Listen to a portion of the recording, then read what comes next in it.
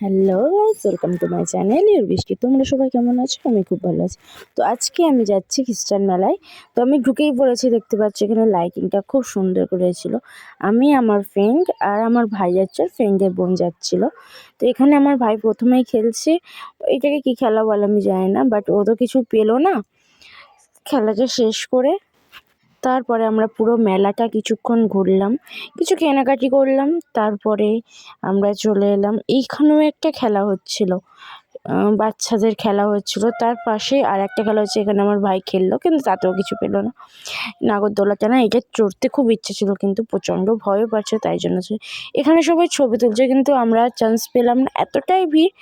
তো আমরা অন্য সাইডে চলে, এখানে একটা বাড়ির পাশে খুব সুন্দর করে সাজিয়েছে, দেখো।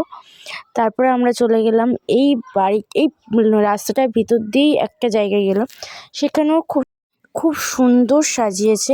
ওই যে ওইখানটা দেখা যাচ্ছে, আমরা গেলাম, গিয়ে জিনিসটা এতটা সুন্দর হয়েছে। এখানে যীশু খ্রিস্টকে যে হত্যা করা হচ্ছে ওটা দেখানো হয়েছে।